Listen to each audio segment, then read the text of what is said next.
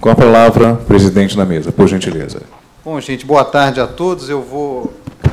Já boa noite, né? Quase. Queria agradecer a JUF pelo convite. Eu sempre, por motivos óbvios, né, Dal, tenho um carinho enorme pela JUF, pela história que ela tem, todos os presidentes e diretores que por lá passaram.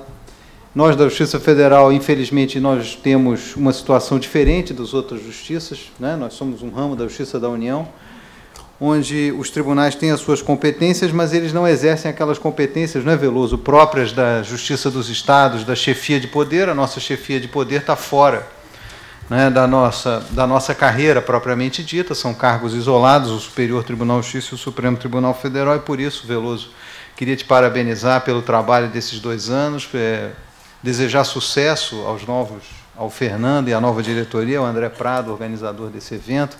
Oportunidade também aqui de encontrar colegas que eu não encontro há muito tempo, Guaraci, Osmani, fomos colegas de diretoria, né, Kátia Balbino, tantos aqui que estão, e fazer uma Eduardo André, fazer uma saudação especial ao desembargador Zé Neves, eu que sou de um pequeno estado da federação, né, doutor Zé Neves?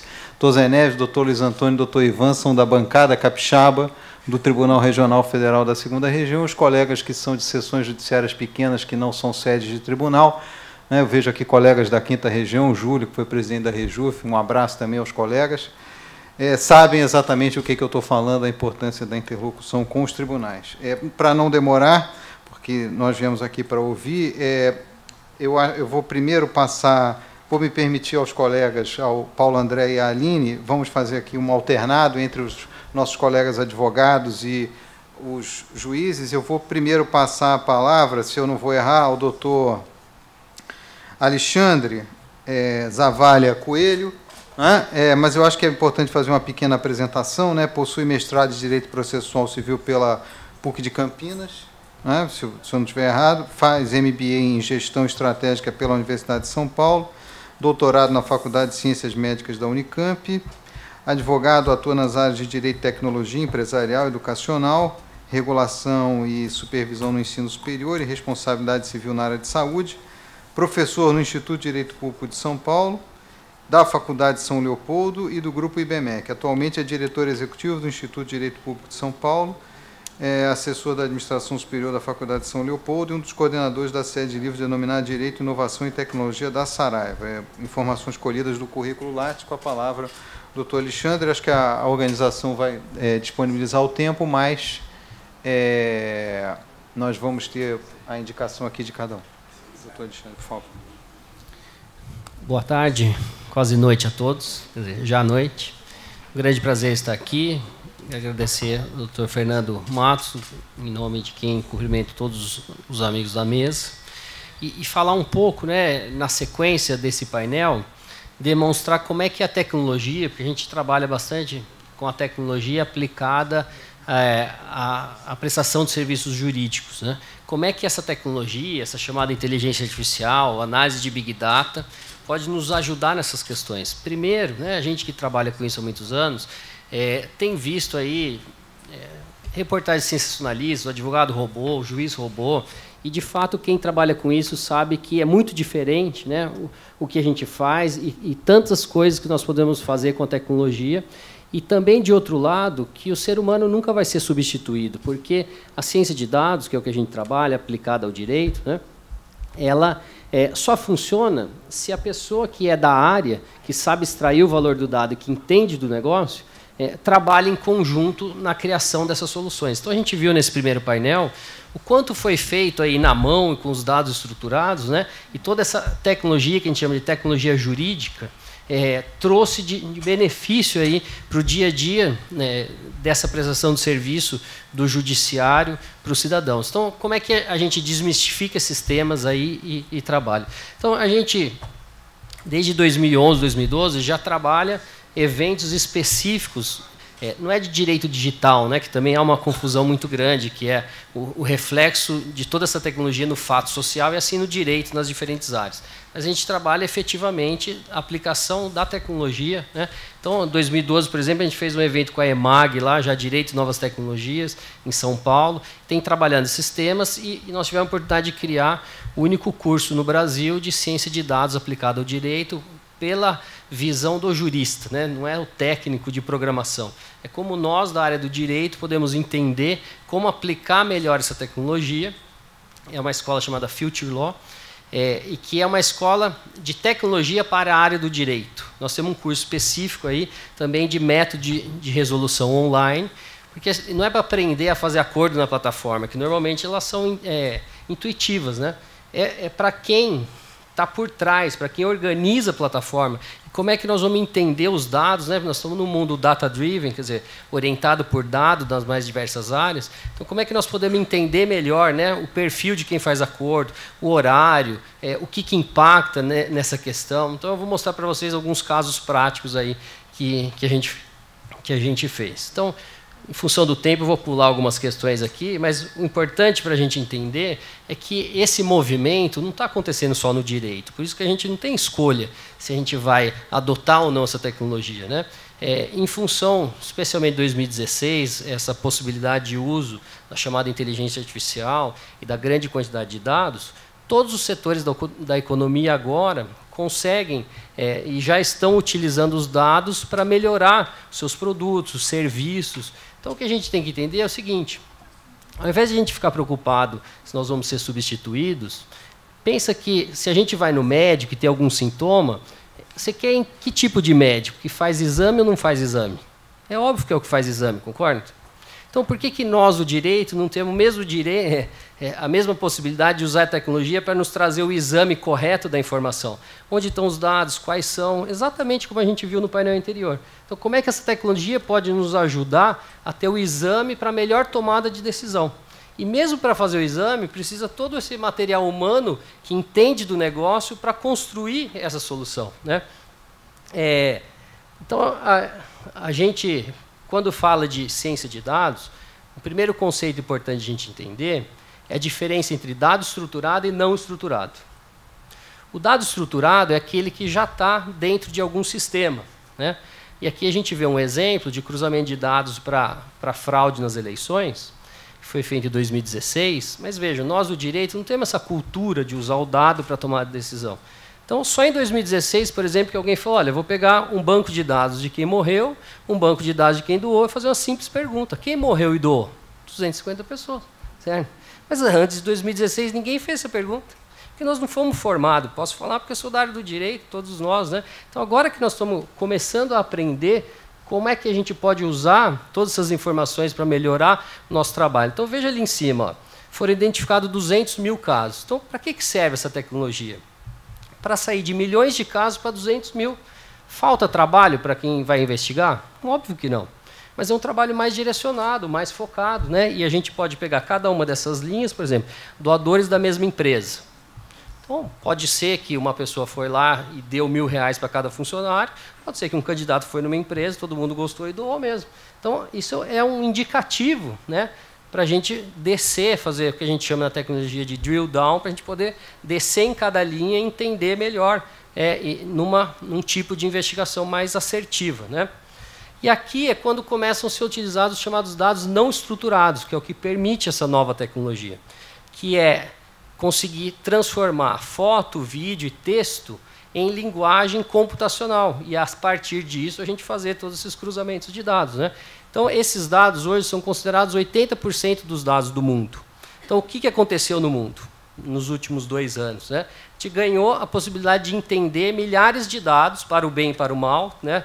Vide aí o caso do Facebook, como os dados estão sendo usados de forma indesejada, para o bem e para o mal. Mas o fato é que todos esses dados agora estão à disposição de serem organizados para a gente entender e usar melhor informação para tomar decisão. E o que isso tem a ver com o direito, né? Então, a Receita aqui já está começando a utilizar esses dados, mas tem todo um pessoal por trás, classificando, né? Por exemplo, quem é da faixa 1 pode ter que carro, quem é da faixa 2 pode viajar para aquele lugar. Quem entende de fazer essa organização? O robô não faz nada disso sozinho. São pessoas que entendem desse assunto para organizar todos os sistemas, né? Para depois ajudar a ler essas milhares de informações. Aqui, ó, um caso interessante, já um juiz utilizando ainda na mão, mas a tendência é que isso se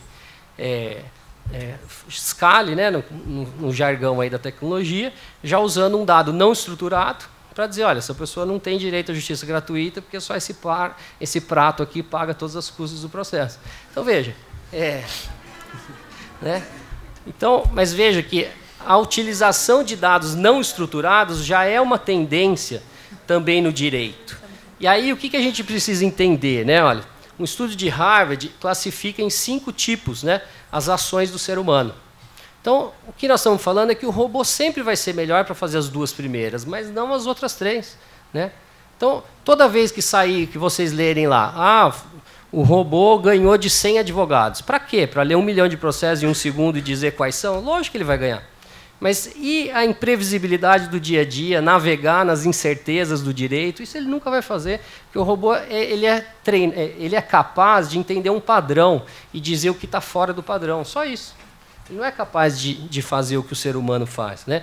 Então, primeiro, para a gente descer um pouco da manchete sensacionalista, nós precisamos entender o que o robô sempre vai fazer melhor, o que o ser humano sempre vai fazer melhor, e o que nisso o robô faz melhor, ele pode nos ajudar com informações para a nossa tomada de decisão. Né? E aqui tem uma situação muito interessante também relacionada a juízes, que é o seguinte, a gente tem aqui essa fórmula, que antes a gente tinha um programa na Globo para milhares de pessoas nos anos 70, 80, certo? Hoje a gente tem o Netflix com milhares de programas para você. Conforme você interage, ele vai te dizendo o que é o ideal. Se ele te indicou, você não clicou, ele não te indica mais, ou ele vê o que você assistiu até o final ou não. Então, ele vai aprendendo com a interação para você. Então, quando você usa essa tecnologia de forma correta, por exemplo, a produção de um contrato, os escritórios ficam 5 meses organizando todas as cláusulas, árvore de decisão, etc. Quando sai o contrato, esse contrato é de quem? É do próprio escritório, não é do robô. Isso quem fala isso é quem não entende. Então, primeiro, né, as decisões e o uso dessa tecnologia, eles não são automáticas e nem replicadas. Eles entendem as variáveis conforme você interage. Então, o dia que, de alguma maneira, o juiz usar para decisão, mas tem muita coisa para fazer antes, né, disso, como a gente vai mostrar, quando der a sentença, vai dar a sentença do próprio juiz. Não é a sentença da tecnologia. Ele vai ajudar como, né, junto com a equipe do cartório, nesse caso aqui muda esse artigo, muda, etc. E ele vai aprendendo e vai te dar a sua decisão, não a decisão de outro. Então, uma grande característica dessa tecnologia é individualizar a entrega segundo a interação. E conforme você vai interagindo, ele vai mudando. Então, nada disso é automático. Segundo, nós temos o próprio princípio da fundamentação da sentença. Então, nunca vai ser possível um robô dar sentença no lugar do juiz, até por todas essas características. Então, às vezes, a gente vê um tipo de discussão que ela faz um desserviço para o que, de fato, é importante. E em ambientes como esse, a gente precisa fomentar as discussões corretas para essa aplicação. Então, vamos aos casos aí.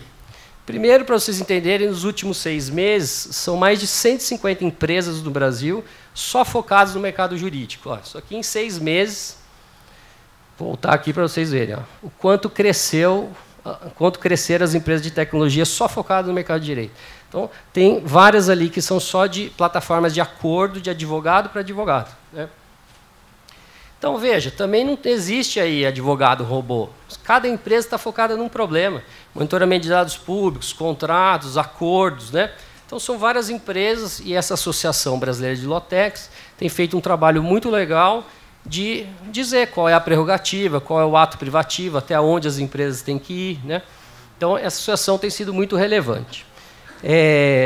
Aqui nós temos um caso que ficou muito famoso, que a Localiza, a empresa, teve 70 milhões de savings, aí, de deixar de gastar do jurídico, como é uma SA, está no balanço, que foi um aspecto do jurídico, que usou 7 startups para evitar motivos recorrentes, para trabalhar várias questões. Né? Então, é um caso que trouxe essa mudança de cultura, de como a tecnologia, porque é um caso do jurídico, quem conseguiu foi o jurídico. Né? É um ganho da própria profissão. Aqui, para quem tiver interesse, nós demos uma entrevista no Conjur, justamente falando, né? A gente trabalha só com tecnologia, mas existe sim um limite ético, que é o ato privativo, ou seja, até onde a tecnologia pode ir. Né? Vocês procurem aí o meu nome no Conjur, depois vocês podem ler com calma aí. Foi uma entrevista longa aí que a gente deu. Então, vamos entrar nos cases aqui, porque é em função do tempo. Então, o que a gente faz? Com o dado que a gente tem, o dado estruturado que está disponível, é muito difícil conseguir fazer análises mais complexas. Porque se a gente procura erro médico e está ali no dado estruturado do judiciário, ação indenizatória, você já não pegou a base correta. Entendeu? Então, o que tem a ver aquilo que eu falei do dado não estruturado? Porque essa tecnologia de inteligência artificial, muito antes de decidir por alguém, nós temos usado muito para cadastro. Eu tive a oportunidade, do ano passado, de participar do FONAGE. A doutora Luciana e o doutor Paulo César me convidaram lá em São Paulo, foi lá no TRF de São Paulo. E, assim, em todos os lugares, nos últimos 2 anos, participando de eventos como esse, falando desse tema, você vê que o problema número 1 de todo mundo é cadastro. Porque se você tem as informações corretas, né, de forma granular, já dá para fazer milhares de coisas, como a doutora Juliana vai mostrar aí o case que ela fez na área de telecom. Então, o que a gente faz? Pega o dado do próprio documento, para a gente conseguir extrair as informações corretas, né? Então, pega os dados estruturados e o que a gente faz? Um mapa de problemas para tirar o jurídico de um lugar de custo de problema para um lugar de ativos estratégicos para a empresa. E isso serve muito para o judiciário também. Então, o que a gente vê ali, por exemplo? Ó, eles estão com um problema de reparo muito sério no Rio, mas no Paraná não. Por quê? Então, no caso da Localiza, eu estava explicando aqui, eles têm um caso que eles tinham lá 200 processos porque vendia o carro de segunda mão sem chave reserva.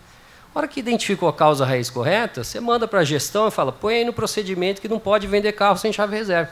Mas são 200 processos a menos de entrada recorrente, né? Então, a gente cria um mapa correto de problemas para a gente poder ajudar a gestão a melhorar os seus procedimentos e evitar processos, né? E aqui, o caso que eu tive a oportunidade de mostrar, a gente, juntando vários bancos de dados também, o que a gente consegue entender? Entendendo o perfil do demandante, aqui nós mudamos aí para não estigmatizar nenhuma profissão, mas o que a gente começa a entender? Que a secretária do Rio de Janeiro, que é o estado que mais demanda, sob cobrança indevida. Quando a gente faz o cruzamento disso com outros bancos de dados, Anatel, Reclame Aqui Procon, ou o call center, se a gente vê que uma secretária do Rio de Janeiro reclamando de cobrança indevida, é 97% de chance de ela entrar na justiça. Qual é o valor ideal do acordo? Vamos oferecer o acordo para ela. Então, fazendo também o cruzamento de outras bases de dados, a gente tem um ganho muito grande de informação para tentar evitar aí essa chamada entrada dos mesmos motivos, entendendo um pouco melhor o perfil. E nessa que a gente chama aí visão integrada do jurídico, né? Conseguindo entender várias fontes de dados diferentes. Aqui já partindo para terminar pelo tempo. Então, a gente tem, primeiro, né, tem muita gente que fala de jurimetria, vocês já devem ter escutado, mas também há muita confusão, que é volumetria e jurimetria. Volumetria é a gente entender quais são os processos, onde estão, valores envolvidos, todo esse perfil. E a jurimetria é quando a gente aplica inferências estatísticas para entender o que pode acontecer no futuro, certo? Então, a gente tem aqui a volumetria, por exemplo, sem usar inteligência artificial nem nada disso. Isso aqui são dados de processos trabalhistas, né? Então, você vê, ó, o pico lá, 310 mil antes da lei, baixou, já está em 155 mil. Então, a gente já consegue entender a demanda, né, de processos trabalhistas no Brasil, só com dado estruturado, sem nenhuma grande tecnologia. E o que a gente utilizou para fazer aqui um caso para o STJ, que até foi o motivo de nos convidarem para esse encontro. Então, primeiro, aqui eu peguei uma empresa americana, para não usar nenhuma brasileira, uma empresa aérea, só para vocês verem quantas formas diferentes o nome da empresa está no judiciário, nas petições iniciais, etc. Então, se a gente não usa essa tecnologia de buscar nos documentos e essa chamada inteligência artificial, nunca nós vamos ter a informação correta para fazer a pesquisa, certo? Que é até uma tendência que a gente tem discutido para o próprio judiciário, né? O ideal seria um cadastro a partir do documento, que as próprias pessoas cadastrando, você tem toda essa congruência de informações e atrapalha muito, né, a distribuição correta, etc. Então, o que a gente fez? Uma empresa aqui do Rio, da área da saúde, nos contratou para a gente achar 6 temas para que eles pudessem mandar aí um pedido de recursos repetitivos no STJ. Então, esses temas, né, variados, ó, um deles é o questionamento 3031, que a pessoa é mandada embora da empresa e quer manter o valor do plano de saúde, certo? Então, como isso está escrito, onde, de que maneira, só em documentos, no dado estruturado é impossível fazer isso. Então, o que a gente fez? Nós lemos aqui, 65 milhões de documentos de processos variados em 20 dias, com andamentos, etc., só de dados abertos. Nós lemos 200 milhões de andamentos para conseguir chegar a 13 mil processos. Ou seja, agulhas no palheiro. Então, a gente pergunta, isso aqui está substituindo quem? Ninguém. Porque é impossível um ser humano fazer esse tipo de trabalho.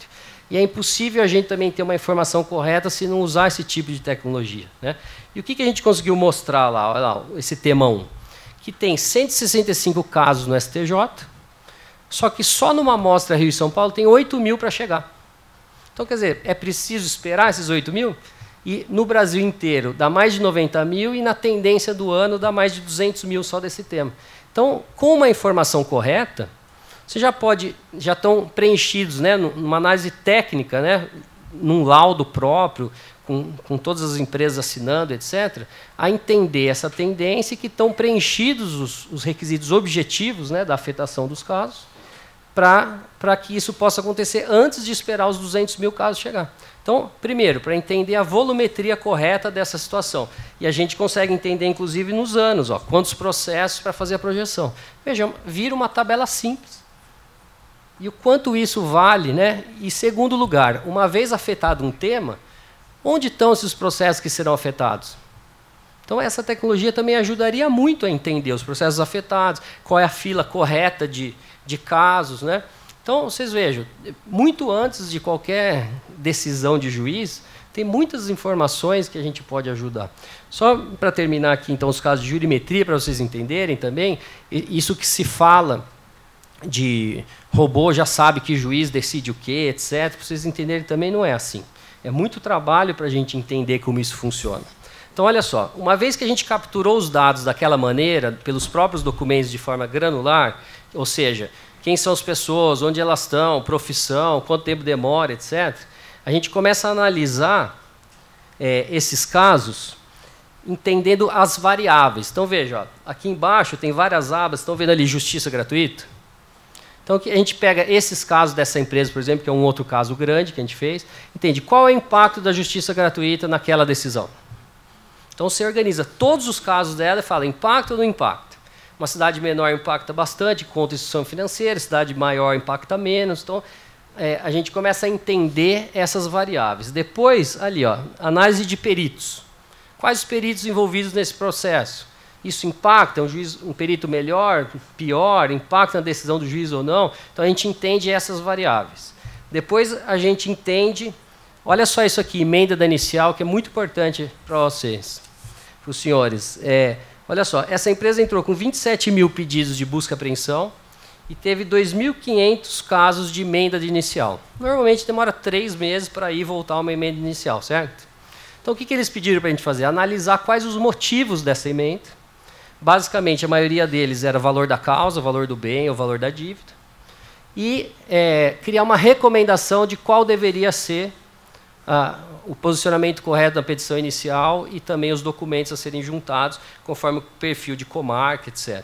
Caiu para 0 a emenda inicial. Então, veja, 3 meses a empresa pagando o advogado, a justiça trabalhando 3 meses para esses casos, e só de um caso estudado aqui são 2.500 processos. Então, imagina quantas informações, se a gente entender melhor, né, podem ser organizadas, e a somatória dessas questões é que vai dar, como no caso da Localiza ali, um resultado importante. Mas são muitas situações para a gente entender e ter esse ganho. E aí a gente, por exemplo, performance de escritório, né, a gente tem feito para o departamento jurídico, eles já conseguem entender, ó, cada escritório, o quanto tem de resultado em cada tipo de causa, por advogado, né? Aqui, dos casos da própria empresa, né?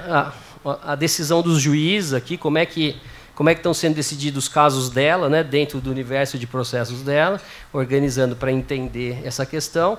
Aqui também o cálculo de sentença versus acórdão, quanto tempo, etc. Então, para finalizar, para os senhores entenderem, primeiro, como tem todas as incertezas e variáveis diferentes do direito, Uma vez que a gente fez isso para uma determinada área, isso não é replicável para outra, porque as variáveis mudam, né? Então, essa questão do advogado robô ou juiz robô, ela não acontece, é impossível de acontecer, porque são muitos assuntos, muitos temas. O Marcelo Guedes Nunes, que é o presidente da Associação Brasileira de Jurimetria, ele brinca que o judiciário é um pré-sal sociológico, né? Que justamente, entendendo melhor a jurisprudência, nós podemos entender, será que nós estamos legislando sobre os assuntos corretos? Será que nós estamos colocando a fila correta de problemas da sociedade? Então, no fundo, né, quando a gente tem essa abertura de dados, a gente também tem a transparência, a própria sociedade civil ajudando a organizar os temas, né, ajudando a fazer esses estudos e pesquisas, e certamente vão demorar muitos anos e o trabalho de muitas pessoas para organizar cada uma dessas situações.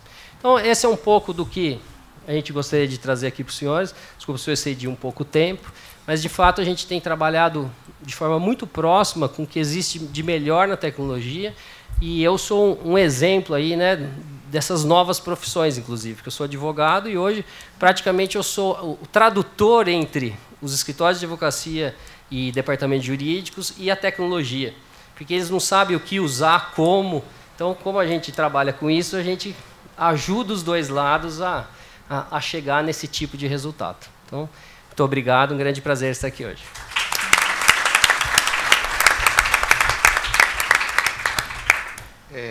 Então, eu queria agradecer ao doutor Alexandre, e para a gente poder avançar nas exposições, passar a palavra para a doutora Juliana Losso.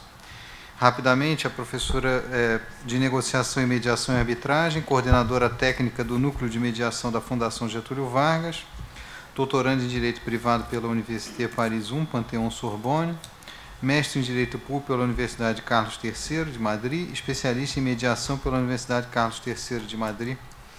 Doutora Juliana, agradeço. Com a palavra. Boa noite a todos. Eu que agradeço pelo convite de estar aqui.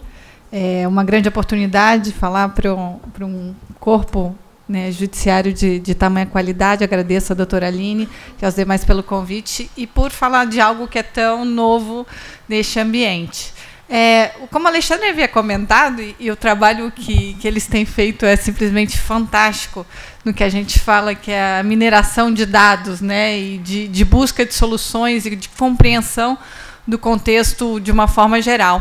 Eu vou contar um pouco para vocês, a partir da experiência que a gente tem dentro da Fundação Getúlio Vargas. A gente tem uma iniciativa que se chama FGV Mediação, e dentro dessa ideia, dessa iniciativa, há vários projetos também que trabalham com inteligência artificial, mas muito mais focado no segundo momento, né, no momento da solução consensual do conflito, que, para que isso possa acontecer bem, eu acredito que tem que ter um trabalho muito bem feito antes, que é o que os casos ali apresentados mostram, né? Outra cara do advogado que chega para uma audiência ou uma própria petição inicial, acho que acredita até para o próprio juiz, quando recebe isso, né, não ter que o tempo todo ficar mandando emendar inicial e ter aqueles pequenos desgastes que no dia a dia fazem com que a gente reflita, né, por que o sistema está dessa forma. Então, acho que são soluções que realmente existem e fazem a diferença para o trabalho, para a valorização do trabalho, tanto do advogado como do judiciário, e também para a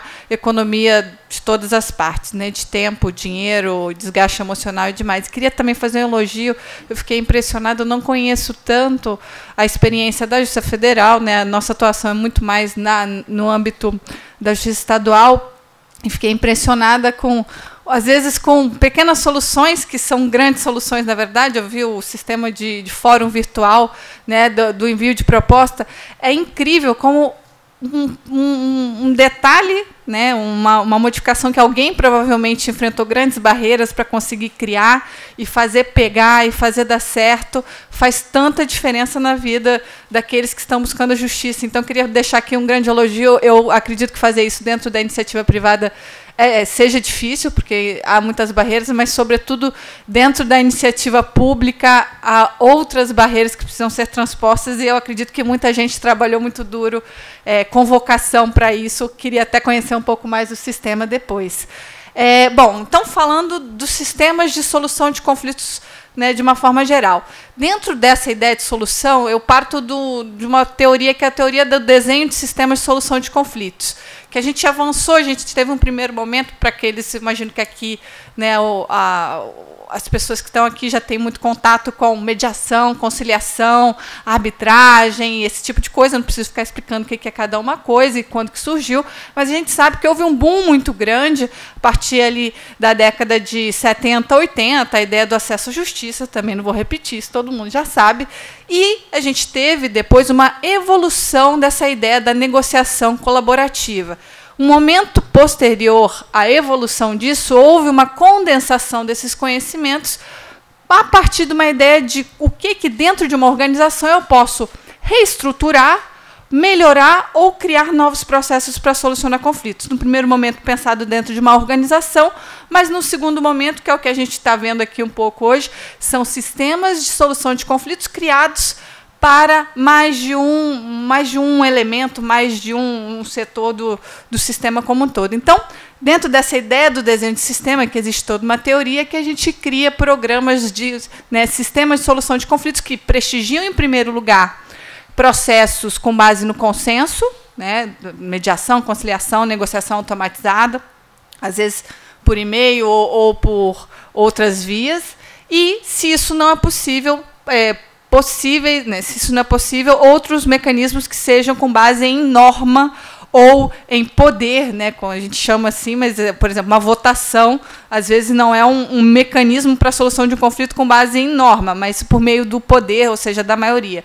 Então, são vários elementos que constroem essa teoria dos desenhos de sistemas. Dentro dessa ideia, a gente olhando para o cenário do Brasil, que todo mundo aqui já está cansado de olhar e ver um caminho muito, muito difícil pela frente, há um crescimento muito grande do número de processos, mas isso traz uma coisa positiva, que é o crescimento do número de dados. Hoje a gente sabe que, como o Alexandre comentou antes, a partir de 2016, a gente está num momento muito bom, não só para o direito, mas para todas as áreas, e, sobretudo, as áreas que estavam um pouco desenvolvidas, a área do direito, a área da medicina também, que tem muito a desenvolver em termos de gestão. A gente está num momento que tem dados. Antes existia a tecnologia, mas não existiam os dados, né? O Big Data, aquela quantidade de dados que poderia oferecer um cenário que possibilitasse previsibilidade, né, o uso da inteligência artificial. E quando a gente fala inteligência artificial, não estou falando de humanoides, de coisas muito distantes daquilo que a gente já vê ali. Às vezes é simplesmente uma pergunta bem feita, e eu acho que essa proposta que a gente veio deixar aqui hoje, eu acho que o papel do judiciário, o papel dos juristas, de uma forma geral, é quais as perguntas que nós queremos fazer. Então, é trazer as informações, aquele monte de informação que cada vez tende a aumentar mais, colocar numa rede neural, por exemplo, e a partir daquela pergunta, ter uma previsibilidade. Isso vai servir para o juiz, vai servir para o advogado, vai servir para o uso de mecanismos de solução consensual. Sobretudo, para os gestores desses mecanismos. Eu não acredito que a inteligência artificial vai substituir ninguém, mas não vai substituir o gestor, mas, sem dúvida, o gestor que souber usar ferramentas de inteligência artificial vai substituir aquele que não sabe usar. Isso não há dúvida. Então, a gente, tentando entender dentro do desenho de sistemas de solução de conflitos, então, teve um primeiro momento da onda, né, dos ADRs, ou dos métodos de solução consensual de conflitos, arbitragem. Teve um outro momento do início do Online Dispute Resolution, que a gente chama, né, ou resolução de conflitos online, que vem com o surgimento do comércio eletrônico. Naquele cenário, ele não substituiu ninguém, não substituiu nenhum tipo de justiça, porque não existia, por exemplo, no começo, né, quando o comércio eletrônico começou a bombar realmente, não existia nenhum, envolvia países diferentes, não existia uma justiça para casos pequenos que fosse realmente ser utilizada caso aquilo não fosse solucionado. Então, eles começaram a desenvolver sistemas que talvez fosse a única saída para aquelas questões. Então, por exemplo, se você comprasse um produto de um baixo valor, de um valor relativamente baixo em outro país, você não entraria na justiça, não procuraria, não teria um mecanismo para solucionar aquele conflito. Então, ele não chegou substituindo ninguém, mas chegou oferecendo um canal de justiça onde antes não existia, né, de implementação. Só que, ao mesmo tempo que a gente vive essa onda de ODR, a gente vive a onda da inteligência artificial, que vai fazer cada vez mais com que esses métodos de solução de conflitos online, ainda que eles sejam enxergados como um mecanismo de solução, como a mediação, a conciliação, eles estejam se afastando. Vou explicar por quê. Se afastando não necessariamente no mau sentido, é simplesmente que nós vamos ter que ter muito mais estudos, ter que ter muito mais pesquisa voltada simplesmente para online dispute resolution e não misturar tanto isso com outros mecanismos como a mediação, como a conciliação. Por que eu estou falando isso? Num primeiro momento de evolução desses mecanismos no ambiente online, no ambiente virtual, o que foi feito? Né? Na verdade, foi reproduzido aquilo que já se fazia, e é natural que a tecnologia se desenvolva assim, pelo ser humano. Então, eu imaginava, por exemplo, o eBay, que é o maior caso de sucesso de ODA no mundo, imaginava que eu colocaria um mediador para fazer aquela mediação online. Aí depois eu substituo esse mediador, talvez, por alguma coisa. Será que isso é possível? E a gente começa a perceber que não é possível. Só que esse processo ele vai se transformando em outra coisa. Não necessariamente aquela mediação que foi reproduzida no mundo virtual no primeiro momento. Então, o próprio sistema ele vai se desenvolvendo como uma forma de triar, de selecionar esses casos e diminuir o custo e o tempo, né, na maior forma possível. Então, no primeiro momento, começo reproduzindo aquilo que a gente já faz. No segundo momento, eu vejo que são processos que vão crescendo sozinhos. Né? Então, eu saio do espaço físico do ADR, da solução consensual que a gente conhece, para o espaço virtual. Eu saio de um processo de decisão isolado para um espaço em que eu tenho um subsídio automatizado de decisão, que é o que o Alexandre estava dando de exemplo. Né? Muitas vezes, você consegue ter uma padronização, uma uniformização da atuação daqueles advogados ou daquela empresa num ambiente muito maior, por exemplo, no Brasil. Isso é fundamental para que, até a doutora Daldice estava dizendo, conselheira mais cedo, o que é, né, segurança? A gente precisa ter previsibilidade. Então, a inteligência artificial, os métodos online, eles são fundamentais para trazer essa sensação de que eu consigo prever com mais ou menos um certo nível de acurácia, o que eu vou conseguir, seja no processo judicial, seja no processo de mediação, seja no sistema online. Então, eu passo a ter também outros dilemas. Por exemplo, no primeiro momento, quando a gente inseriu mediação e conciliação nos nossos sistemas de justiça, um dos grandes plus, né, o que era mais atraente nesses processos era a confidencialidade, era o contato humano, era a possibilidade de ser ouvido. Então, a gente passa a ter outros dilemas quando a gente usa métodos online. Né? Talvez aí a questão da confidencialidade ela dê espaço a outros princípios, como o princípio da transparência e a possibilidade de uso de dados. Eu acredito muito nisso, sobretudo para a área da administração pública, para a criação de políticas públicas e também para observar, por exemplo, se aquele sistema é satisfatório. O sistema do eBay, por exemplo, ele percebeu que, depois de um certo tempo, usando os processos, por exemplo, não sei se aqui vocês, quando implementam programas de mediação, às vezes fazem pesquisa de satisfação ou conseguem extrair do usuário se foi uma boa experiência ou não. Além de fazer isso, né, num sistema, o que eles começaram a avaliar? O comportamento dessas pessoas depois de passar por um processo. Então, muito mais do que saber se ele disse não, foi ok, o processo foi imparcial, foi positivo, era se aquela pessoa voltava a usar aquela plataforma, se aquela pessoa confiava naquele sistema. Isso é muito mais né, expressivo do que os dados que nós costumamos ter. Então, a gente passa, talvez no primeiro momento da história, para a oportunidade de não só solucionar os conflitos, mas também de prevenir os conflitos. E eu acho que está aí, talvez, a parte mais bonita, né, do uso do ODA no Brasil e no mundo, que é a possibilidade de evitar que esses processos cheguem ao judiciário. Esses são só alguns exemplos, né, de plataformas que a gente tem, que, de alguma forma, usam o mecanismo de ODA no Brasil. no mundo, eu acho que os maiores exemplos também são na área privada, mas hoje já existem diversos e cada vez mais, né, nesse ano, sobretudo, muitas cortes eletrônicas foram criadas e com mecanismos de ODR também nos Estados Unidos, no Canadá, na Inglaterra e muitos outros lugares. E, sobretudo, na área de tributação, né, justamente por conta, às vezes, de procedimentos que são possíveis de serem padronizados, aí existe uma grande possibilidade de usar um sistema para fazer isso. Aí eu vou contar um pouco para vocês um projeto recente que a gente implementou, só para ter uma ideia do uso da inteligência artificial em um programa de solução consensual.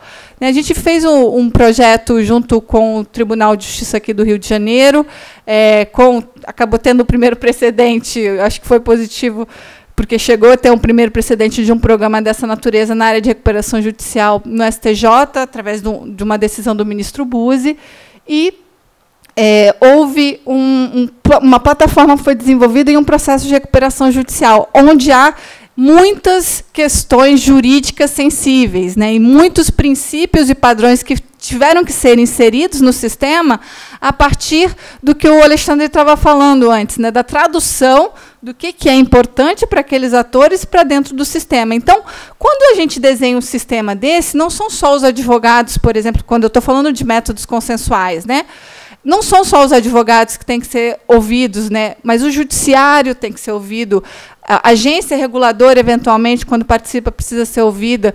Todos os atores que vão participar ou da solução ou da eficácia daquela solução precisam participar também da construção daquele sistema, para que ele seja transparente e para que ele seja eficaz. Nesse caso, a gente fez, durante o período de 6 meses, a gente construiu essa plataforma, foi aplicada aqui no Brasil e em outros países. Eu não trouxe aqui mais detalhes, mas só para a gente ter uma noção, a gente teve tanto as propostas automatizadas, né, existia uma árvore de mais de 130 possibilidades de propostas, a depender da situação daquele credor, tudo de acordo com o plano e com o que havia sido confirmado pelo Judiciário. Também na Justiça do Trabalho, a gente teve o apoio do TRT, a gente fez, inclusive, audiências, como na Justiça do Trabalho precisava da homologação dentro do Judiciário, a gente fez audiências de homologação junto com o TRT, fez uma série de reuniões antes para fazer a avaliação daquelas minutas, né, que seriam propostas pelo sistema. O próprio sistema ele preenchia automaticamente as minutas e, se a parte não quisesse, não concordasse, ele podia pedir uma sessão de mediação online. Ou, um outro ponto que é interessante quando a gente trabalha com tecnologia, é que, às vezes, há pessoas que não vão ter esse acesso, né? Era engraçado porque, mesmo tendo toda a explicação, call center, tudo, teve um caso que o rapaz estava um tempão tentando, mas eu estou aqui online, não consigo falar com vocês. Aí ele achava que era no Skype, por exemplo, né? Então, ele não entendeu que era uma plataforma específica, ele havia recebido tudo pelo WhatsApp, pelo e-mail, mas ele estava no Skype esperando alguém aparecer. Isso é natural, isso faz parte, e também é tecnologia, essa possibilidade da gente ter uma atenção humana com essas pessoas que não têm acesso ou não conhecem tanto. Existem várias possibilidades de solução que a gente encontra. Eu estava no seminário na Sorbonne tem uns 20 dias, falando sobre justiça digital. E aí uma das coisas, por exemplo, que são feitas nesses casos, que a gente poderia fazer, é um apadrinhamento, né? Há pessoas que a gente pode ser os padrinhos jovens, às vezes daquelas pessoas de mais idade, por exemplo, que não têm acesso digital. Então, ter esse tipo de instrumento que ainda deixa humanizado um sistema, ainda que ele seja online. Então, nesse sistema que foi criado para Oi, houve sessões de mediação online, houve propostas automatizadas, e aí um outro ponto que foi falado na palestra anterior, que é fundamental, a questão do cadastro e das possibilidades que o sistema te dá.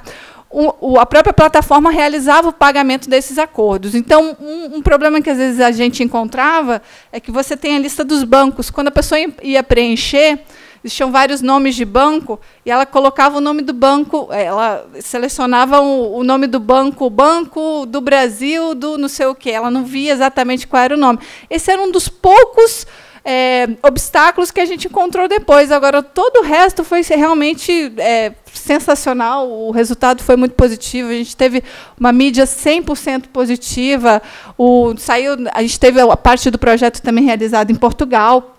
vários contatos feitos lá, porque haviam muitos credores também no exterior do país. Outras partes do projeto foram utilizadas pelo próprio judiciário, porque naquela hipótese, por exemplo, uma Assembleia Geral de Credores com mais de 55 mil pessoas não era possível no Rio de Janeiro, teria que usar o Maracanã. Então, com mais de... O que é super interessante, com menos de 0,5%, muito menos que isso, do valor total do que a empresa devia, ela simplesmente limpou praticamente 90% dos créditos. Então, aí sim existe uma viabilização do processo judicial. Um outro ponto foi o impacto social. Um credor que, por exemplo, tinha R$2.000 de crédito, ele não viria ao Rio de Janeiro para participar dessa assembleia. Ele passou a ter a possibilidade, então, de ter o acesso a esse processo judicial. Para terminar, porque eu não vou ter muito tempo, eu só queria mostrar para vocês... Aqui eu ia explicar um pouco...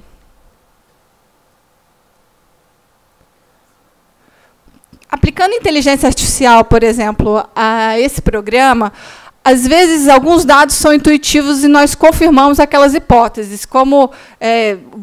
os juízes, normalmente, eles têm um instinto muito forte, porque ele recebe muitas ações parecidas e ele sabe exatamente como que vem aquelas questões dentro da petição inicial, o que está certo, o que está errado, o escritório que faz de uma forma, o escritório que faz de outra. Só que a gente, com a inteligência artificial, a gente consegue usar isso para tomar decisão. Então, por exemplo, no caso, quando a gente simula, se a gente tivesse um outro projeto exatamente igual desse que foi feito com a companhia Oi, a gente teria com 85% de certeza, de acurácia, eu teria como dizer para vocês se aquele credor ele aceita ou não aquela proposta feita pelo sistema. Isso é um nível de probabilidade relativamente alto e que ajuda muito na construção. Aí, para finalizar, alguns detalhes que são, às vezes, contra-intuitivos, por exemplo, o local era muito importante, mas a forma de pagamento, sobretudo, às vezes, não tinha custo nenhum para a empresa, a diferença da forma como ia ser pago, mas fazia muita diferença no momento daquele credor aceitar ou não a proposta. Então,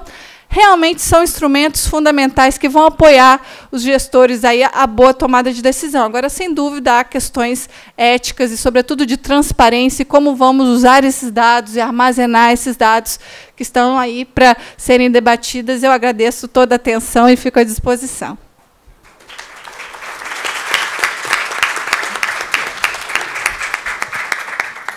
Queria agradecer a professora Juliana Lozzi. Combinado aqui, já queria passar a palavra para o nosso colega, juiz federal Paulo André, para suas considerações.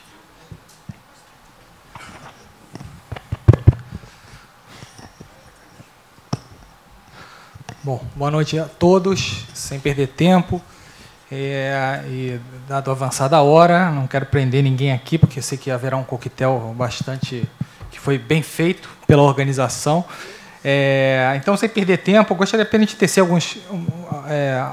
algumas questões relativas a essa questão da inteligência artificial e puxando, vamos dizer assim, a linha para a conciliação, que é o nosso tema maior aqui.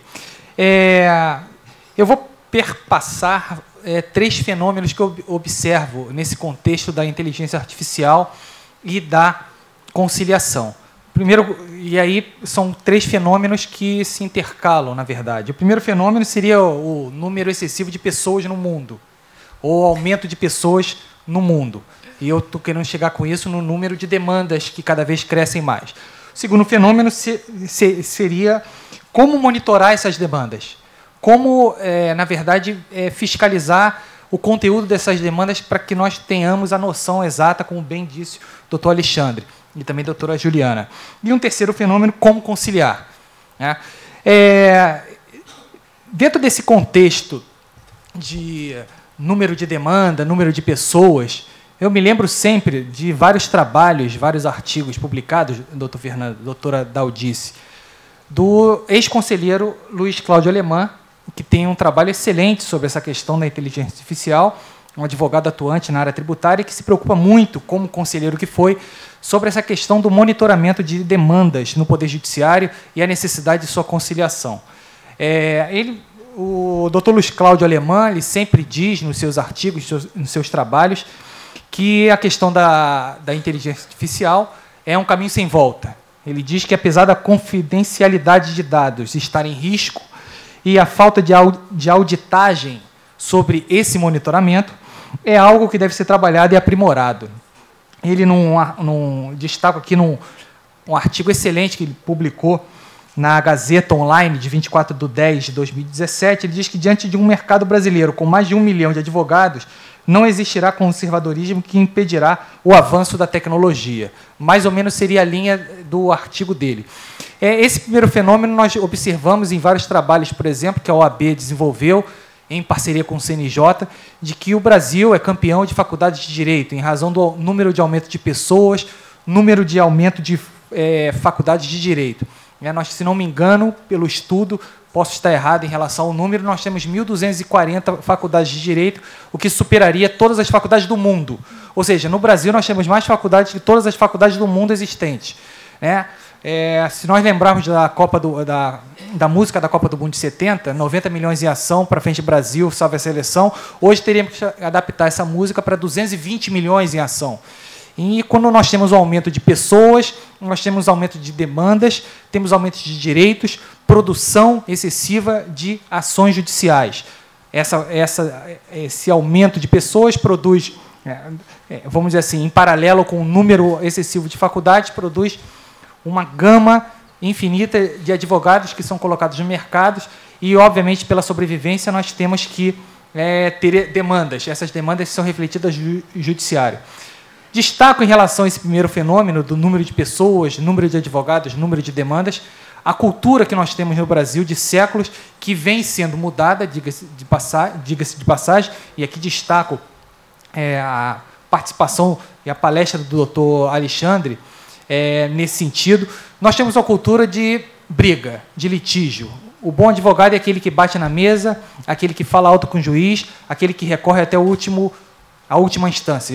E olha que no Brasil nós temos muitos recursos e muitas instâncias. A cultura da litigiosidade. Nós, na faculdade, não aprendemos a negociar, não aprendemos a conciliar e, muito menos, fazer gestão de demandas, como bem destacou o doutor Alexandre. Nós aprendemos o quê? A litigar, a entrar com a ação. Não, se não cumpriu, não tem problema, vamos entrar com a ação. Mas será que não seria interessante procurar aquela empresa? Será que não seria interessante fazer um congresso sobre aquele tipo de demanda, envolvendo consumidor, envolvendo fornecedor de serviço, por exemplo, numa determinada área? Não, o mais importante é litigar. Essa cultura, infelizmente, nos é imposta. Nós não temos, por exemplo, cadeiras, pelo menos em faculdade. Sei que a FGV desenvolve isso com maestria, a doutora Juliana aqui trouxe um importante relato. Nós não temos a conciliação como um carro-chefe, como uma atividade essencial da advocacia e também, obviamente, como uma atividade do judiciário. Diga-se de passagem, isso vem sendo mudado. Essa cultura de litígio, de briga, de bater na mesa, de recorrer até a última instância, isso deságua, obviamente, no judiciário, que é um palco da sociedade, um reflexo do que é a sociedade. Esse fenômeno que nós temos, que nós tivemos durante anos, tem sido mudado. E aí eu já passo para o segundo fenômeno, que é a questão do monitoramento das demandas excessivas que são desaguadas no Poder Judiciário. Aqui eu destaco uma importante iniciativa do CJF, recentemente criada, que é o Centro de Inteligência, e fico feliz que vejo aqui a doutora Priscila Corrêa, que é a representante na segunda região aqui do Centro de Inteligência. O Conselho da Justiça Federal criou um Centro de Inteligência para monitorar esse tipo de demanda excessiva, demanda repetitiva. Obviamente, eu estou falando aqui bem rápido para não perder tempo, mas a ideia principal é: se no judiciário nós temos muita demanda, se no Poder Judiciário nós não nos comunicamos entre nós juízes, pelo menos podemos ter a nosso dispor uma ferramenta como essa de dizer qual é o tipo de demanda que está assoberbando o judiciário, qual é o tipo de demanda que tem gerado acordo, qual é o tipo de demanda que não tem gerado acordo. A ideia é justamente o autoconhecimento. Essa questão do monitoramento das demandas perpassa aquilo que muito bem disse o doutor Alexandre e também a doutora Juliana, da questão da inteligência artificial. Me lembro sempre de um artigo interessante que li recentemente, mas é um artigo de 2012, de 21 de fevereiro, na edição eletrônica nós conseguimos encontrar, de 21 de fevereiro de 2012, no La Repubblica, um jornal italiano famoso, que o título seria mais ou menos o seguinte: Perché quelli anime nere son non ti... Não. Perché quelli anime nere non ti soppianteranno mai. Mais ou menos o que diz o seguinte: porque aquelas forças nunca nos suplantarão. Justamente falando o que bem disse o doutor Alexandre. A máquina, ela é necessária, mas nunca vai substituir o ser humano. Nós, seres humanos, que faremos os critérios. Nós que utilizaremos como essa máquina nos facilitará a vida, como ela vai nos ajudar a monitorar. E aí, chegamos no terceiro fenômeno, que é justamente a necessidade de conciliar. A partir do momento que temos demanda em acesso, pessoas em acesso, advogados em acesso, demandas em acesso, cultura de litígio, necessidade de monitoramento, nós temos que resolver a curto prazo um problema, que é a conciliação. Nós devemos conciliar para diminuir, de certa forma, essa demanda excessiva. Nós, no judiciário, ainda estamos engateando, mas estamos fazendo passos evolutivos nessa questão do monitoramento e da conciliação. Aqui eu destaco um importante evento que teve no STJ, que reuniu, obviamente, o STJ, a comunidade jurídica, e a Infam, obviamente, patrocinou, vamos dizer assim, capitaneou esse importante estudo, com a participação, destaca-se, essencial do ministro Vilas Boas Correia, em que se apresentou programas de monitoramento eletrônico. Por exemplo, a AGU já tem um programa chamado Sapiens, o MPF tem um sistema Aptos, o Judiciário, naquela época, isso foi em 20/2 de 2017, mais de um ano, um pouco mais de um ano, em que se já procurava, vamos dizer assim, criar esses mecanismos de monitoramento, porque hoje são essenciais. Justamente porque nós, juízes, diante de tanta demanda, não conseguimos ter tempo de conversar com outro colega. Nós não conseguimos rodar as boas práticas. Nós não conseguimos ter tempo de tirar dúvida. Sequer saber o que está acontecendo nas outras varas. É o que bem destacou a doutora Fábia. Aqui nós, às vezes, temos estatísticas de uma determinada vara, outra estatística de outra vara, e as boas práticas não são rodadas. E esse evento começou, na verdade, destacou toda essa problemática. E eu achei interessante que sempre que se falou em monitoramento, se falava também em conciliação. É importante destacar também que nós estamos quando eu vejo o cartaz, 4º Fórum Nacional de Conciliação e Mediação. Apesar de ser o 4º fórum nesse sentido, é o 2º fórum com o Fonacom com M. Muita gente falava, mas por que o Fonacom com CON virou COM? Porque a mediação, e aqui deve-se muito isso ao doutor André Prado, que é um dos grandes mentores aí dessa mudança de foco, quer dizer, esse aprimoramento do Fonacom. Não podemos nos esquecer da mediação, tão importante quanto a conciliação, quanto a arbitragem. O ministro Antônio Carlos Ferreira destacou bem essas atividades. Então, nós no Judiciário temos esse desafio de procurar não só a conciliação, a mediação, o monitoramento das demandas e a conciliação. E aqui, doutor Fernando, para finalizar, a doutora Daldice, eu lembro sempre do programa, né?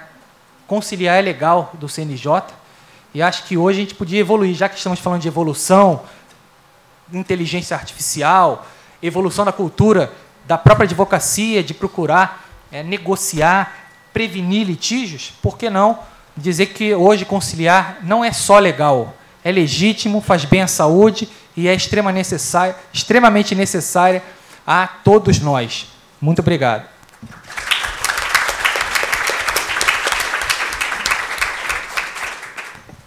Queria agradecer o Paulo André e passar a palavra para a Aline, também nossa colega juíza federal. Onde? Lá não é aqui já no Rio? No Rio, né? Segundo o Juizado Especial de São Gonçalo. Isso, né? Bom, pessoal, boa noite a todos. Graças a Deus, assim, sobrou muito pouco para eu falar, depois das excelentes palestras da doutora Juliana Lois e do doutor Alexandre Zavalha. Falei italiano direitinho? Acertei.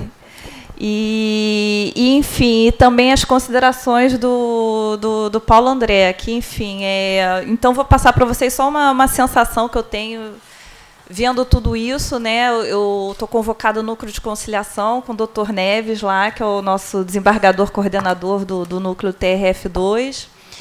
Enfim, tive recentemente também num curso em Harvard, promovido pela Juferges, nossa associação aqui do Rio Espírito Santo. E não se fala em outra coisa, né? Eu estava lá em Harvard, eles têm um instituto de estudos brasileiros lá em Harvard, foram diversas autoridades, advogados, vários estudando, fazendo mestrado lá em Harvard, e não se fala em outra coisa a não ser inteligência artificial, inclusive com a conciliação, utilizando isso, né? Não só essas plataformas online, como também Big Data. E eu, assim, achei não apenas interessantíssimo, mas achei muito positivo, aliás, né, que eu acho que ainda falta fazer essa tradução disso tudo para a administração pública, mas eu acho que essa tradução ela é urgente, para dizer a verdade, porque isso já é presente, isso não é futuro, isso não é uma coisa que está lá em Harvard sendo estudado muito teoricamente, não. Ou seja, a gente viu aqui casos já no TJ do Rio de Janeiro que foi utilizado isso de forma muito eficaz, de forma a acelerar o andamento dos processos, de forma positiva para as pessoas. E eu vejo que, por exemplo, nós temos problemas hoje, nós temos poucos advogados públicos para fazer tantas propostas, e sendo que as propostas no direito público elas têm que ser isonômicas. Olha só que legal. E se a gente tiver um robô, né, que não é um robozinho aquele C3PO, não, é um robô ideal, né? E se a gente tiver um robô que possa fazer com critérios objetivos, olha a administração pública aí. Talvez pegando um Big Data ali do que aquela pessoa precisa, o que vai ser útil para aquela pessoa, que faça uma proposta inteligente, que sirva e seja útil para aquela pessoa que esteja precisando de um auxílio-doença, ou então saldar seu saldo com a Caixa Econômica, se bem que eu acho que a Caixa Econômica e a Engea, né, na verdade, já faz isso, né? Porque quando a gente pede a proposta, eles vão lá no computadorzinho deles, com várias fórmulas, vários sistemas, e vem a proposta, né? Então, tem um pouco de inteligência artificial já aí, com a interferência humana. Isso que eu achei muito interessante lá também nesse curso que a gente teve, que todas as pessoas que estudavam esse assunto, nenhuma delas descartou a interferência humana e nem do mediador nessas fases, né? E porque realmente há que mesmo que se vá criar ali um algoritmo para fazer a proposta, por trás tem um ser humano no começo. Né? E durante o processo também, vários estudos demonstraram que isso era necessário. E só que, para fechar, lendo um pouco mais sobre o assunto, vindo para cá, eu vi que tem pessoas realmente também estudando, né, e dizendo que existem realmente também ferramentas de inteligência que podem, inclusive, se utilizar de jogos estratégicos para negociação, ou seja, pode ser criado ali um algoritmo que aquele programa, aquela interface, aquela plataforma de negociação online vai conduzir a pessoa num determinado sentido de acordo. Então, há necessidade de uma regulação sobre o tema, né? É totalmente novo, ou seja, às vezes a experiência deve chegar antes da regulação, mas acho que é um ponto que a gente precisa pensar, não só na justiça, mas com relação à justiça federal. E eu acho que essa regulação deve ser propositiva, assim, deve ser não de forma a abafar tudo isso, mas de forma mesmo a propiciar e fomentar que esse movimento cresça. E é um movimento inevitável. Já há tribunais estrangeiros sendo criados totalmente online, sem prédio, sem porteiro, sem ascensorista, e todos eles tendo uma fase ali de negociação, de conciliação no seu procedimento imbuído, né? Então, eu acho que a gente tem que começar a pensar nisso mesmo como design de disputas, né, André, que escreve sobre isso. Como que a gente vai começar a escrever, estruturar os nossos processos com esse futuro aí que já está na porta, já está presente. Então, é isso, gente. Muito obrigada. É isso que eu tinha para falar.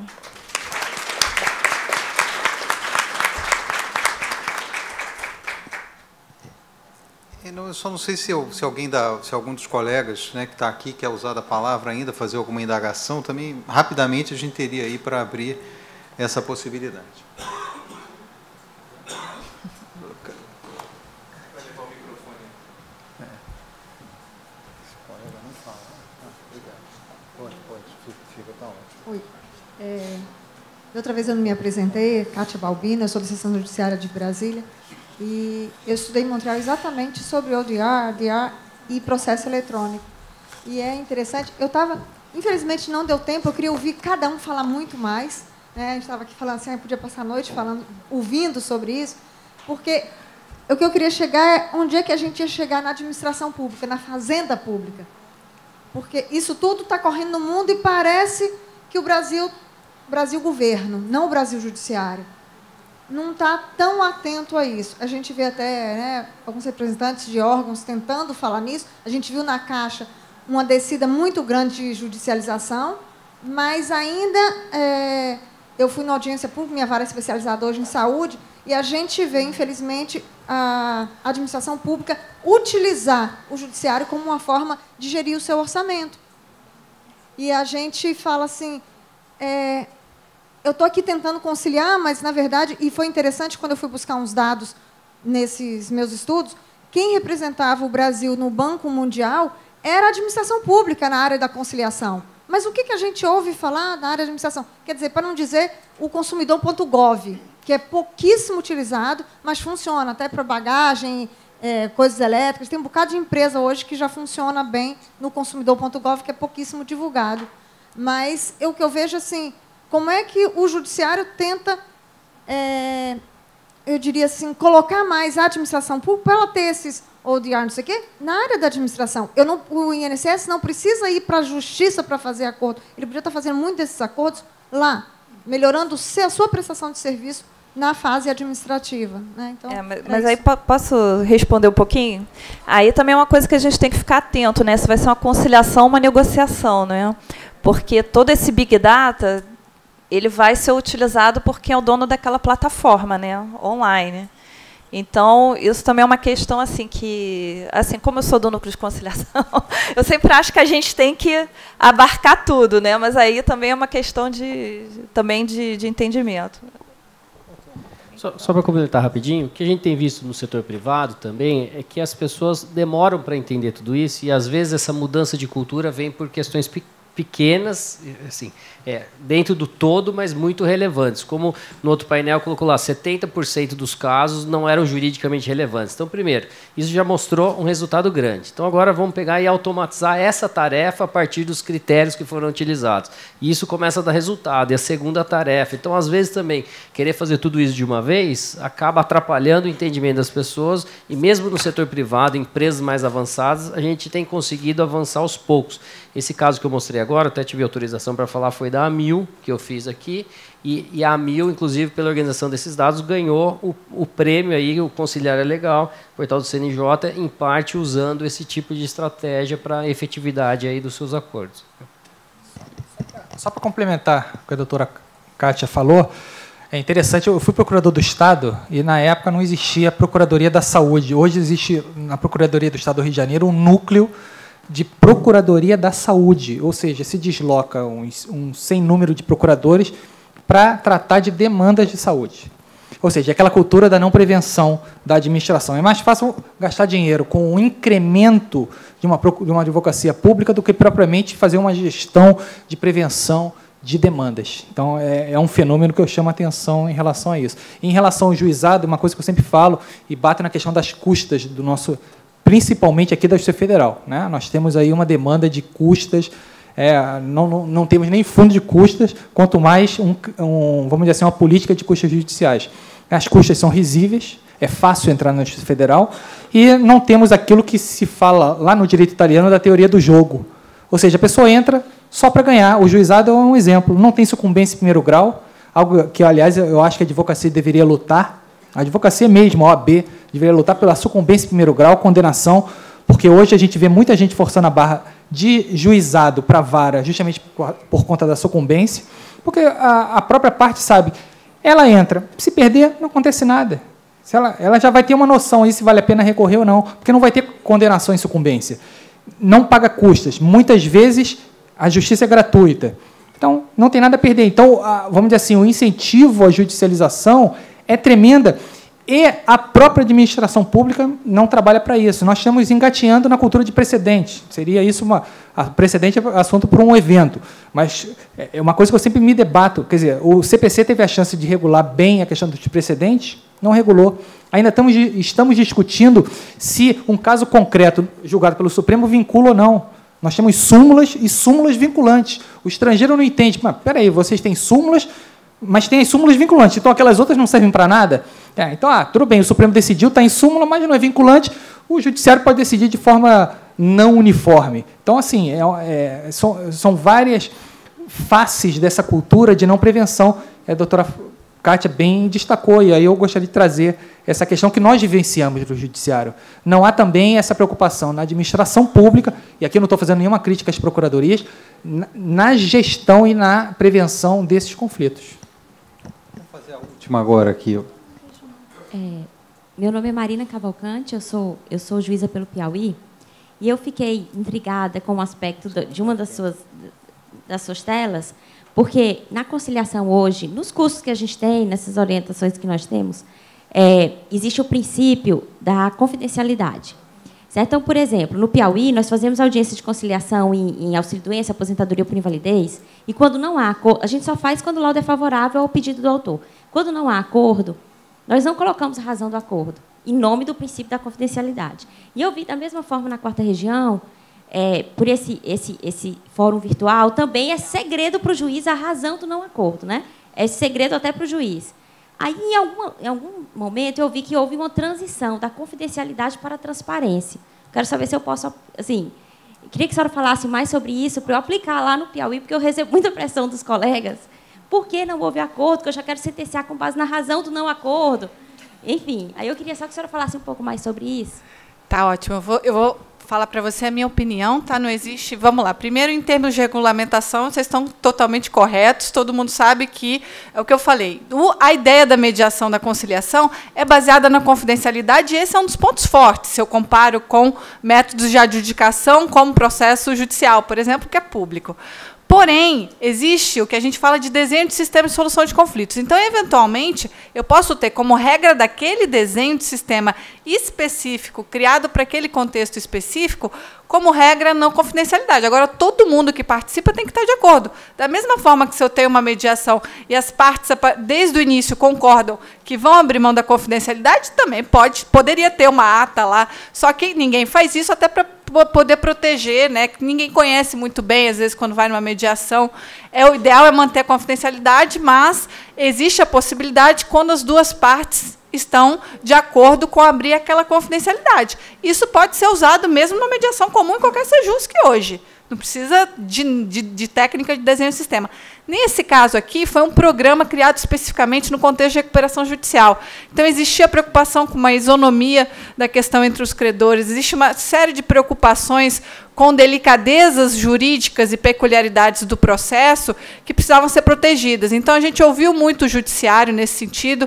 As mediações foram gravadas, porém, naturalmente, ninguém tem acesso a isso, a não ser, por exemplo, em um momento posterior, se houver necessidade de uma auditoria ou que o juiz determinasse, por exemplo, que naquele caso, para ver se houve coação, mas é uma questão super específica desse programa, desse desenho, que não tira a natureza confidencial do processo de mediação e de conciliação. Esse programa foi desenhado dessa forma por conta das restrições e peculiaridades que existem na situação do contexto da recuperação judicial, que poderia ser criado no outro programa também sem nenhum problema. Agora, a mediação continua confidencial, é isso aí, só se as partes quiserem, elas podem abrir mão, e isso, de vez em quando, eu vejo usar, tá? Pode acontecer, por exemplo, eu tive uma mediação privada empresarial outro dia, que uma parte da mediação foi aberta por conveniência das duas partes. Está tudo bem, não tem problema. Doutor Fernando, se o senhor me permite também, só uma última questão que nós estamos discutindo aqui na mesa, para deixar também como legado dessa discussão. Vocês veem, no curso, em todos os lugares, a gente chama de ciência de dados. Então, eu acho que esse termo inteligência artificial, ele leva a vários equívocos de interpretação. Então, a ciência de dados, ela pode usar dado estruturado, não estruturado, inteligência artificial, simplesmente automação. Então, talvez a ciência de dados é o termo correto para a gente tratar essas questões. E a gente usa inteligência artificial em duas camadas, para captar melhores informações e depois para dar essas sugestões, né? E não sei se vocês viram, a OCDE lançou um relatório semana passada revendo essa questão de automação que vai substituir várias profissões. E o Elon Musk, que está fazendo lá os foguetes e o Hyperloop, etc., ele deu lá um testemunho de que tudo que ele tinha automatizado 100% das fábricas, ele voltou atrás, porque ele viu que não funciona sem os seres humanos, então ele está recontratando as pessoas, porque ele não está conseguindo entregar e está entendendo realmente o que a máquina faz melhor e o que o ser humano faz melhor, né? E os departamentos jurídicos hoje estão puxando essa questão da conciliação, porque os próprios escritórios, né, a gente escuta isso diariamente nas reuniões, etc., fala, você me mandou menos processo, me manda mais. E os departamentos jurídicos falam, não, eu estou procurando escritório que me ajuda a diminuir meus processos, não que pede mais processos, né? Então, os departamentos jurídicos estão também trabalhando de forma muito positiva nessa agenda aí de diminuição dos processos. E, por fim, nós tivemos recentemente a Luciana lá em Portugal, num evento tratando desses mesmos temas, né? E a gente aprendeu bastante lá sobre essa GDPR, que é essa nova legislação europeia de proteção de dados pessoais, que é um grande exemplo para o mundo e para o nosso país também. Mas, por outro lado, nós acreditamos que o Brasil vai ser um case mundial em função desse número de processos, número de advogados, etc., de como nós vamos usar essas ferramentas para melhorar a prestação de serviços jurídicos e para conciliar melhor. Então, certamente, o Brasil, seguindo nesse caminho que nós temos participado, vai se tornar case mundial nesse sentido. Bom, pelo adiantado da hora, porque ainda temos uma mesa coordenada pela Daudice aqui, eu queria agradecer a participação de todos. Faço um registro da presença do desembargador Ricardo Couto, nosso colega da Justiça do Estado. Seja muito bem-vindo aqui, desembargador Ricardo, entre nós. E, nesse contexto que a gente vive hoje de emenda 95 de restrições orçamentárias, basicamente isso é gestão, e é uma coisa que a gente não vai poder se afastar de nenhum modo. Então, eu queria agradecer a oportunidade de estar aqui e a excelência de todos os palestrantes, e só fazer a entrega rapidamente de um certificado, registrando esse momento. Doutora Aline, Paulo André, doutora Juliana, e uma pequena lembrancinha aqui que também me encaminharam. Sei que para quem é do Rio não faz tanta diferença, mas tem aqui um mate e um biscoito Globo e algumas publicações. Mais a doutora Juliana, que é capixaba, doutor Alexandre. São Paulo gosta mais. Bom, gostar dessa. Muito obrigado a todos. Está encerrado.